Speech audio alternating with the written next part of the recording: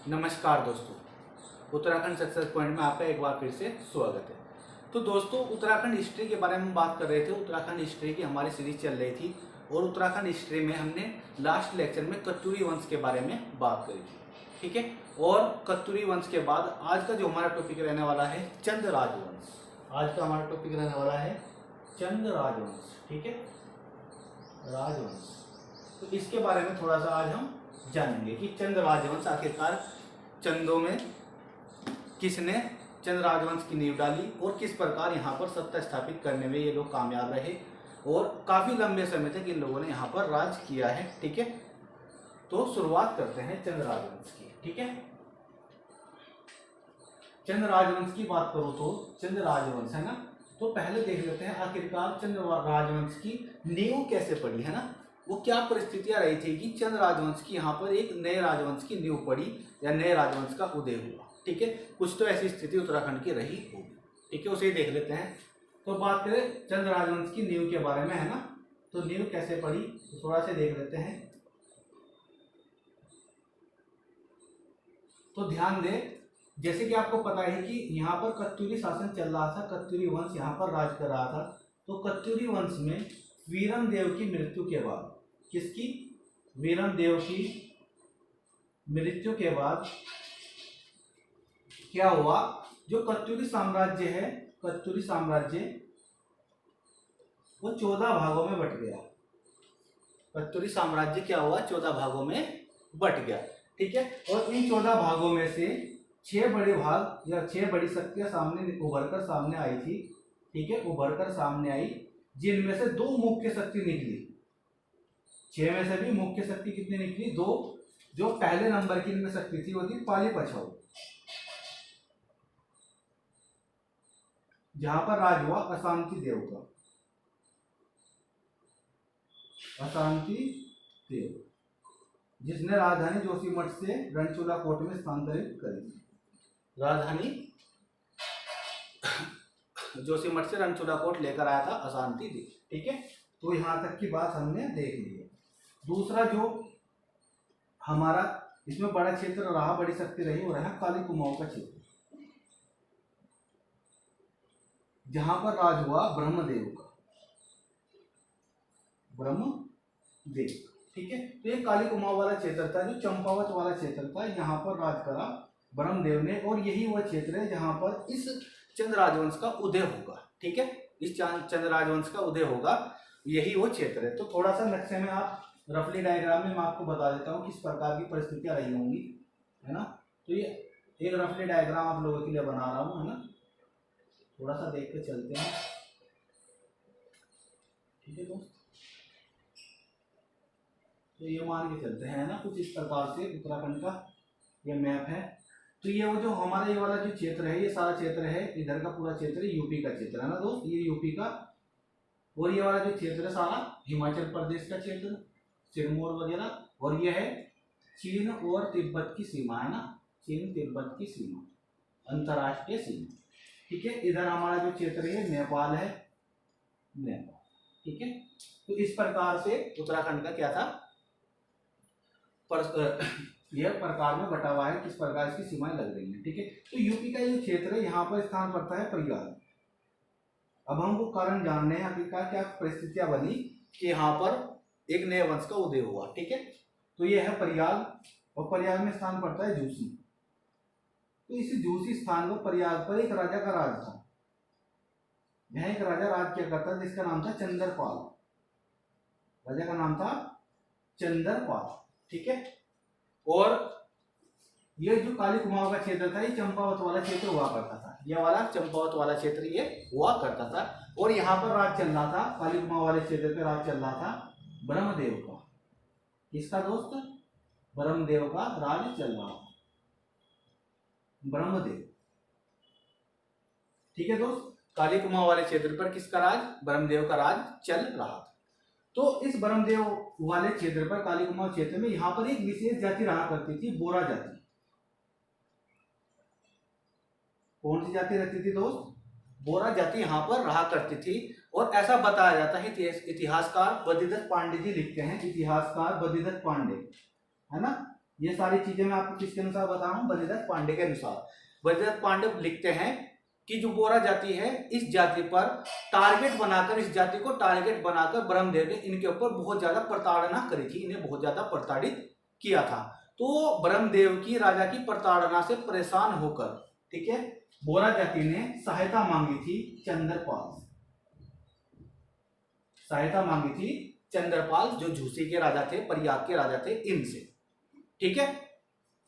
तो चंद्रपाल ने क्या करा था, अपने आप स्वयं न जाकर इनकी सहायता के लिए अपने छोटे भाई सोमचंद को भेजा था। किसे भेजा था दोस्त, सोमचंद को भेजा था। और सोमचंद के बारे में बताऊं, सोमचंद ने यहाँ जब आया और बोरा जाति की दुर्दशा को देखा, तब यह बहुत ही व्याकुल हो उठे और इन्होंने व्याकुलता से परिपूर्ण होकर ब्रह्मदेव से क्या किया, अपने विचारों के माध्यम से ब्रह्मदेव के हृदय को परिवर्तन करने का काम करा, ठीक है। इसने यहाँ पर कोई लड़ाई झगड़ा, कोई युद्ध वगैरह नहीं लड़ा था, इसने केवल अपने विचारों से, ओजस्वी विचारों से क्या करा था, ब्रह्मदेव का विचार मन जो था वो बदल दिया था इनके प्रति, ठीक है। तो कदकाठी में तो अच्छा है ही था सोमचंद देखने में, है ना, और विचारों से भी इसने क्या करा, ब्रह्मदेव को प्रभावित कर दिया। तब ब्रह्मदेव ने क्या करा था, अपनी पुत्री रंभा देवी का विवाह सोमचंद से कर दिया था, अपनी पुत्री रंभा देवी का विवाह सोमचंद से कर दिया। और ये जो क्षेत्र था, ये ऊपर वाला क्षेत्र था, जो बड़ा क्षेत्र है ना, ये वाला कोतवाल क्षेत्र लगभग 15 बीघा क्षेत्र और 300 नाली क्षेत्र, है ना, या फिर 300 नाली क्षेत्र, ठीक है, क्या करा, ब्रह्मदेव ने सोमचंद को दहेज में दे दिया।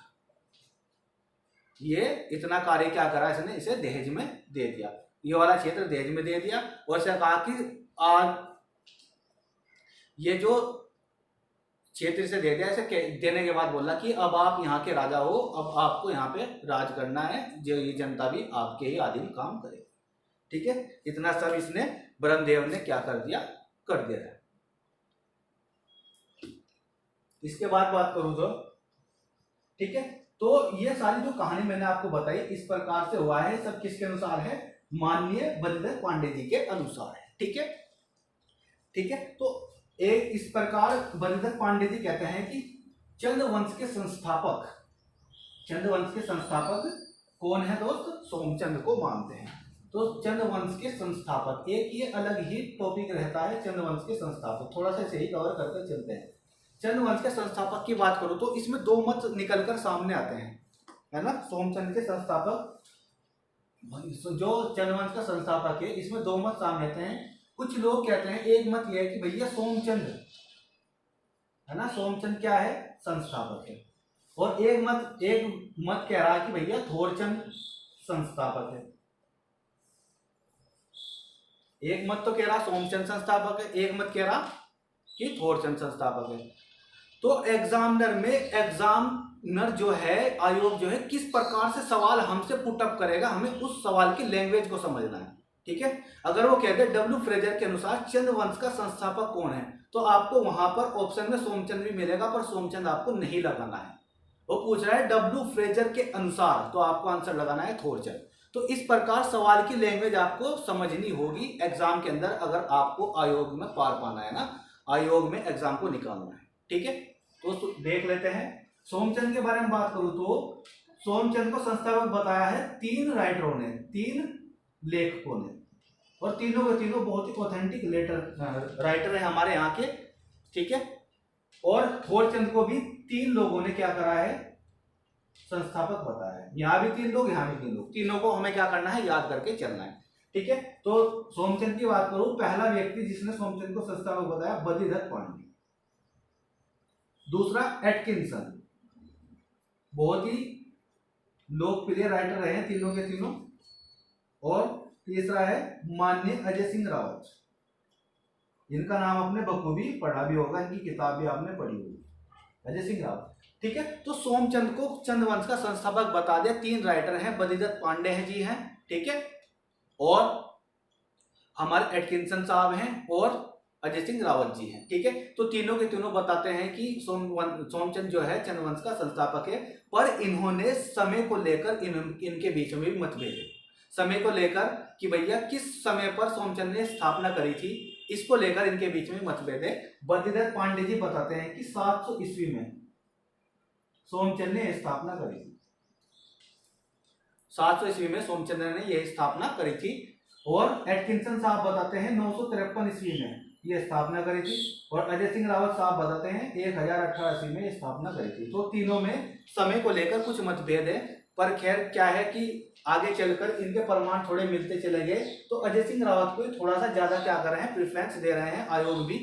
ठीक है, पर हमें सभी तथ्यों को ध्यान में रखते हुए क्या करना है, सवाल की लैंग्वेज को, प्रश्न की लैंग्वेज को समझकर, है ना, आराम से बिल्कुल तसल्ली से समझकर तब जवाब देना है ना, जल्दबाजी में जवाब नहीं देना है ना। उत्तराखंड की हिस्ट्री का कोई ऑथेंटिकेशन नहीं है, कोई ऑथेंटिक बुक नहीं है ना, तो यहाँ पर स्रोतों की कमी है, और जो थोड़े बहुत स्रोत मिले हैं उन्हें जोड़कर ही इस इतिहास को पिरोया गया है एक माला के रूप में। ठीक है, तो आपको क्या करना है, सवालों को बहुत अच्छे तरीके से समझकर तब जवाब देना है ना। यहाँ पर जल्दबाजी आपको मेरिट से बाहर कर सकती है। ठीक है, तो थोरचंद के बारे में बात करूं तो थोरचंद को भी संस्थापक बताने वाले 3 लोग हैं। पहले नंबर का व्यक्ति है डब्ल्यू फ्रेजर। डब्ल्यू फ्रेजर क्या कहता है, भैया सोमचंद नहीं है संस्थापक, हमारे अनुसार, फ्रेजर के अनुसार कौन है संस्थापक, थोरचंद है। किसका, चंद्रवंश का। तो इस बात का प्रमाण कहां से मिलता है, तो इनकी एक पुस्तक है जहां से प्रमाण मिलता है। बुक का नाम है report on Kumaon and Garhwal, Kumaon and Garhwal. ठीक है, तो इस पुस्तक से लगता है पता, report and Kumaon and Garhwal पुस्तक से इसने कह दिया कि भैया थोरचंद है चंद्रवंश का संस्थापक। दूसरे जो राइटर हैं, जो दूसरा मत है थोरचंद के फेवर में, वो है किनका दोस्त, डब्ल्यू फ्रेजर के बाद है हैमिल्टन। हैमिल्टन साहब कहते हैं कि भैया चंद्रवंश के संस्थापक थोरचंद है। ठीक है, और इन्होंने प्रमाण दिया है, जो प्रमाण मिला है इनकी पुस्तक का नाम है किंगडम ऑफ नेपाल।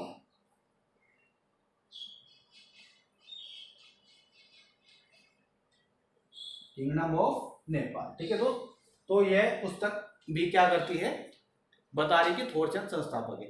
तो हमें ये तथ्य याद रखने हैं भैया, हैमिल्टन के अनुसार चंद्रवंश का संस्थापक पूछेगा तो फिर तो सोमचंद का मतलब ही नहीं है, वो तो स्पेशल बोल रहा है हैमिल्टन के अनुसार तो थोरचंद लगाना है आंसर। तो इन तथ्यों का ध्यान रखना है और सवाल की लैंग्वेज को बड़े ही बारीकी से समझना है ना।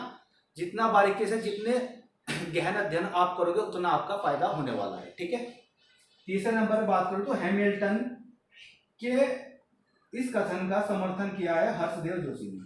हर्षदेव जोशी के अनुसार भी थोरचंद ही चंद्रवंश का संस्थापक है। तो 3 राइटर यहाँ याद रखने हैं, 3 रखने हैं सोमचंद के फेवर में, 3 है थोरचंद के फेवर में। ठीक है, इन्हें आपको याद रखना है। अब देखते हैं आगे की कहानी, है ना। ये तो हमने करा है संस्थापक का पूरा फिनोमेना कवर। अब जैसे ही सोमचंद का विवाह हुआ, है ना, विवाह हुआ, तो सोमचंद का विवाह होने के बाद इसे क्या मिला, दहेज में कोतवाल क्षेत्र मिल गया। अब इसने क्या करा, इसे बोला कि आप यहाँ पर राजा की तरह राज करें। ब्रह्मदेव ने क्या कहा, आप यहाँ के राजा हैं, आप यहाँ राजा की तरह राज करें। तो इसने राजा की तरह राज करने का क्या करा, राजा की तरह मैं राज करूंगा, इसने निर्णय लिया।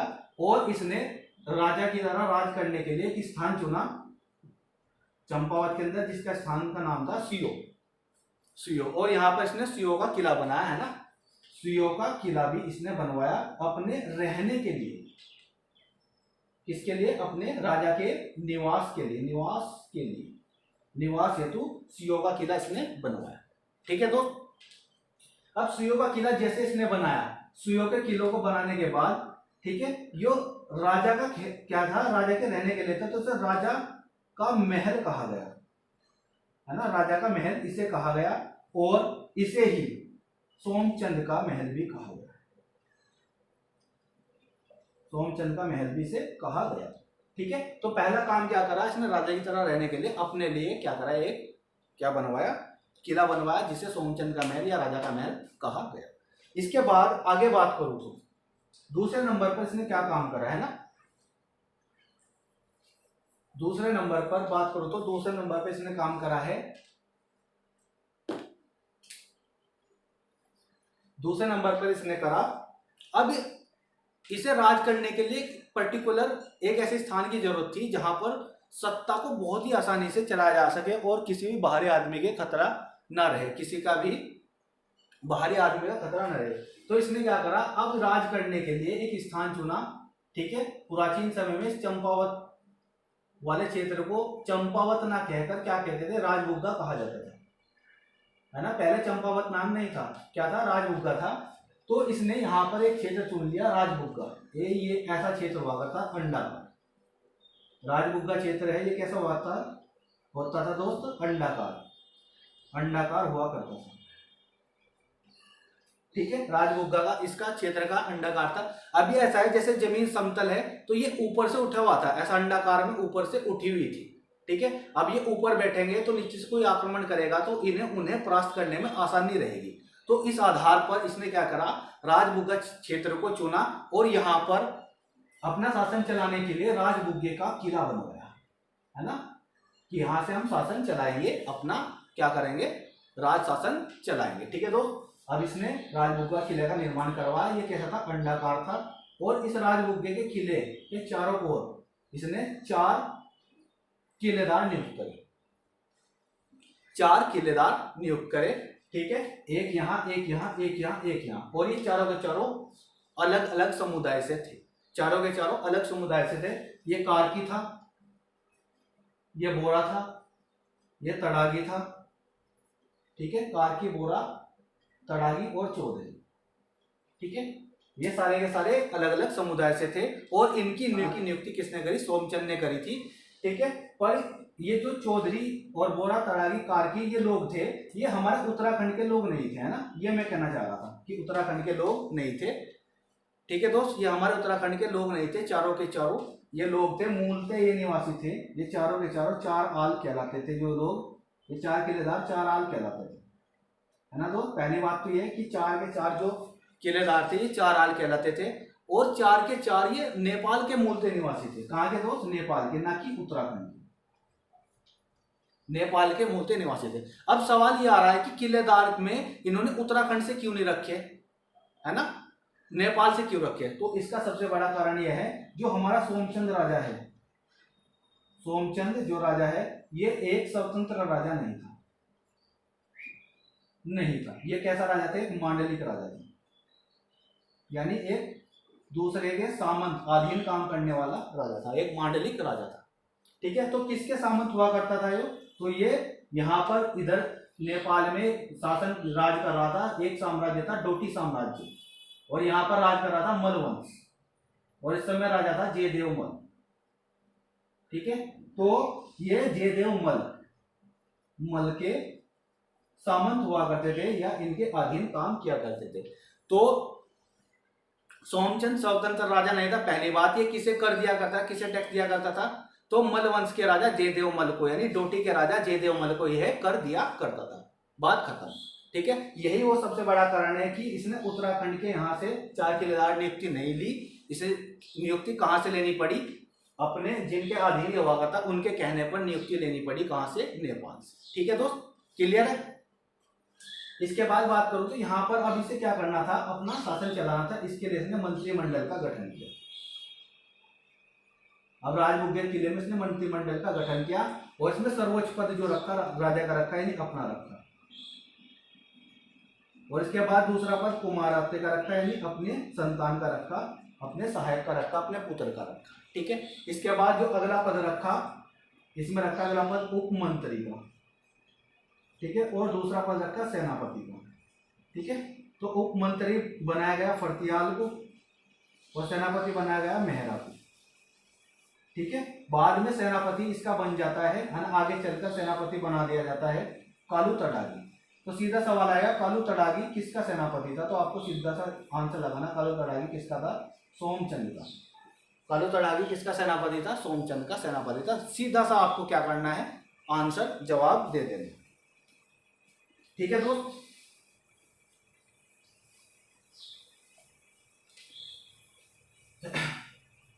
इसके बाद बात करूं तो अगला जो काम करा इसने, ठीक है, तीसरा जो काम करा इसने, ये थोड़ा सा धार्मिक था, धार्मिक आस्था को मानने वाला था, धार्मिक आस्था को ये माना करता था, धार्मिक आस्था पे इसका विश्वास था। और विश्वास कुछ इस प्रकार था, ठीक है, कि धार्मिक आस्था में इसने क्या करा, पूजा पाठ पर और रसोई के काम को, स्वच्छ काम को, है ना, खाना बनाना एक स्वच्छ काम है, तो राजा के लिए खाना बनाना था, ठीक है। तो ऐसा हो कि भैया राजा कोई जहर दे के ना मार दे, तो इस प्रकार के कुछ भय के कारण इसने क्या करा, धार्मिक आस्था और रसोई के काम के लिए इसने चौथानी ब्राह्मण की नियुक्ति करी, चौथानी ब्राह्मण की नियुक्ति करी थी, चौथानी ब्राह्मण की इसने नियुक्ति करी थी, जिसमें 4 लोग हुआ करते थे। इनका क्या काम था कि भैया पूजा पाठ करनी है और दूसरा काम क्या करना, रसोई का काम, जो खाना वगैरह है उसे देखना है, ठीक है।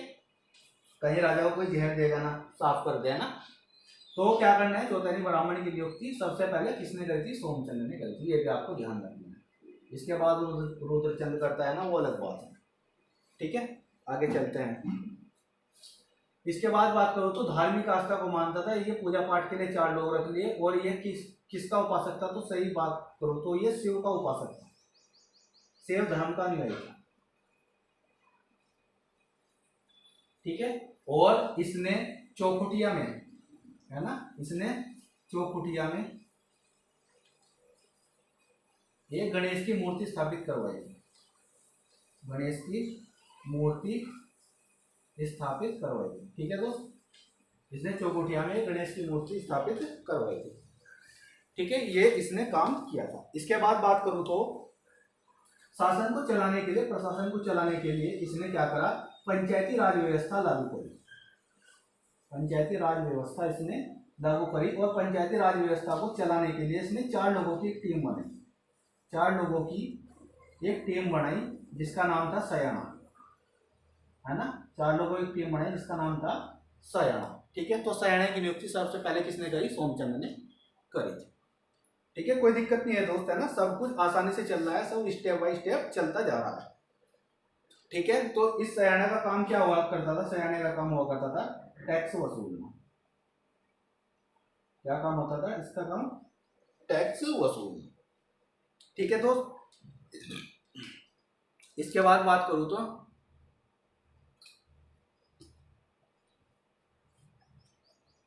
इसके बाद क्रम से राजा बनते रहे, ठीक है, पर ये वो राजा है जो एग्जाम की दृष्टि से बहुत ज्यादा इंपॉर्टेंट है ना। ऐसा बताया जाता है चंद वंश में, है ना, चंद वंश में कुल 62 राजा हुए हैं, कितने हुए हैं दोस्त, 62 राजा हुए हैं, ठीक है, जिनमें से पहला सोमचंद को माना गया है, जिनमें से पहला सोमचंद को माना गया है।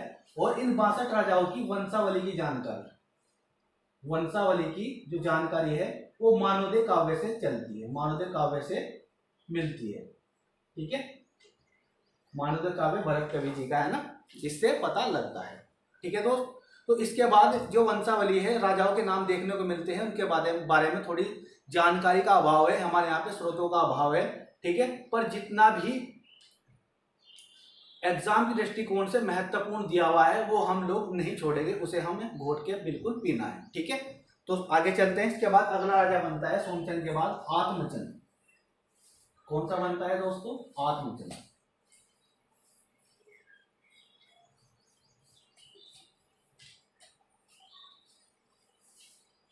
आत्मचंद अगला राजा बन जाता है दूसरे नंबर का, इसके बारे में कोई ज्यादा जानकारी नहीं है प्राप्त, है ना। आत्मचंद के बाद बनता है, ठीक है, पूरणचंद।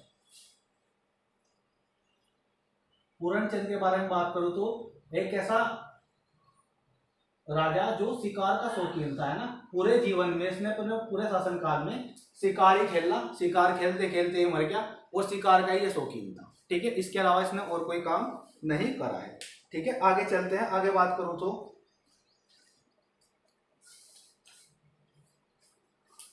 आगे बात करूं तो अगला जो राजा बनता है पूर्णचंद के बाद इंद्रचंद। अगला कौन सा बना दो, इंद्रचंद, ठीक है, इंद्रचंद। इंद्रचंद के बारे में बात करूं तो इसने किसी चीन की रानी से इसने शादी कर ली, चीन की कोई रानी थी, इससे इसने क्या कर ली, शादी कर ली। और यहाँ पर उत्तराखंड में इससे रानी से क्या मंगवा लिए, रेशम कीट मंगवा लिए, रेशमी कीट मंगवा लिए, जो रेशम की क्या करेंगे, पौधों के उत्पादन में सहायक होते हैं, रेशमी कीट इसने मंगवा लिए। ठीक है, तो उत्तराखंड में रेशम उत्पादन का श्रेय, रेशम उत्पादन का श्रेय इंद्रचंद को दिया जाता है। ठीक है दोस्त, ये आपको ध्यान रखना है, उत्तराखंड में रेशम उत्पादन का श्रेय किसे दिया जाता है, इंद्रचंद को दिया जाता है। ठीक है, इसके बाद बात करूं तो यहाँ पर रेशम के बाद बात करूं तो यहाँ पर एक प्रथा चल रही थी, पटरंग वाली प्रथा, पटरंग वाली प्रथा। पटरंग वाली प्रथा की बात करूं तो ये एक ऐसी प्रथा थी जिसमें दबाकर झूठ बोला जाता था, झूठ बोलने वाली प्रथा, झूठ बोलने वाली प्रथा। ठीक है, ऐसा बताया जाता था कि जितना झूठ बोलेंगे उतना ही दुगनी से रेशम के कीड़े क्या करते थे, रेशम को उगाने का काम या बनाने का काम किया करते थे। अब इस कथन का समर्थन करना थोड़ा सा मुश्किल है, पर किताबों के अनुसार ये सब लिखा हुआ है। आगे चलते हैं, अगला जो राजा बनता है संसारचंद, इंद्रचंद के बाद जो अगला राजा बनता है संसारचंद, इसके बाद सुधाचंद, फिर हीराचंद, फिर हीराचंद, फिर वीणाचंद, फिर वीणाचंद। वीणाचंद के बारे में बात करूं तो वीणाचंद है ना, वीणाचंद एक विलासी राजा था, है ना, और हर समय मदिरा पान में डूबे रहना क्या था, इसकी प्रवृत्ति थी, है ना, एक विलासी राजा था। और विलासी राजा कैसा था कि हर समय मदिरा पान में डूबा रहता था। इस बात का फायदा उठाकर खसों ने इस पर आक्रमण कर दिया, और खसों ने जैसे इस पर आक्रमण करा, खसों ने आक्रमण के बाद यहाँ की सत्ता, चंदों की सत्ता कब्जा ली। ठीक है, जैसे सत्ता कब्जाई और यहाँ पर लगभग 200 वर्ष राज करा, 200 वर्ष इन्होंने राज किया था। ठीक है दोस्त, आगे चलते हैं। इसके बाद वीणाचंद के बाद अगला राजा बनता है वीरचंद, है ना, देखो नाम में ही वीर है, तो वीरचंद ने क्या करा, अपनी खोई हुई सत्ता को पुनः वापस पाया, और वीरचंद ने क्या करा, अगला राजा बना वीरचंद। इसने क्या करा, सत्ता वापस पाई, पहले तो सबसे पहले सत्ता को वापस पाया इसने, अपनी वापस ले ली सत्ता। और इसके बाद इसका एक बहादुर सेनापति हुआ करता था, बहादुर सेनापति, जिसका नाम था सोन खड़ायत, सोन खड़ायत। ठीक है, इसके सहयोग से इसने अपनी सत्ता खसों से वापस प्राप्त कर ली थी। इसके बाद बात करूं तो वीरचंद ने क्या करा था, इसी के मंत्रिमंडल ने साजिश कर ढोला पालकी में बांधकर इसकी हत्या कर दी थी, ढोला पालकी में बांधकर इसकी हत्या कर दी थी, और इसे कहाँ गिर दिया, चट्टान से बाहर डाल दिया था, है ना, फेंक दिया था। ठीक है, वीणाचंद के बाद अगला राजा बनता है नरचंद, है ना, नरचंद, सॉरी, वीणाचंद के बाद रूपचंद, रूपचंद के बाद नरचंद, और नरचंद के बाद अगला राजा बनता है दोस्त थोरचंद, है ना, थोरचंद। थोरचंद के बारे में बात करूं तो इसे 23वां राजा बताया गया है वंशावली में ना, और इसके बारे में जो प्रमाण मिला है वो गढ़कूट ताम्रपत्र से मिला है, गढ़कूट ताम्रपत्र, इससे इसका क्या मिलता है, प्रमाण मिलता है। ठीक है दोस्त, अगला राजा बनेगा त्रिलोकचंद, उसे हम पढ़ेंगे कल के लेक्चर में। ठीक है, त्रिलोकचंद। तो आज के लिए इतना ही दोस्तों, आपको क्या करना है, ये वाली वीडियो भी आपको YouTube चैनल पे मिल जाएगी। आपको क्या करना है, चैनल को दबा के लाइक, सब्सक्राइब और शेयर करना है, और वीडियो को फैला देना है अपने सभी स्टडी ग्रुप में। ठीक है, ताकि हमारा भी उत्साहवर्धन होता रहे और हमें भी एक मोटिवेशन आप लोगों से मिलते रहे। तो थैंक यू दोस्तों, एक बार फिर से आपका धन्यवाद, थैंक यू।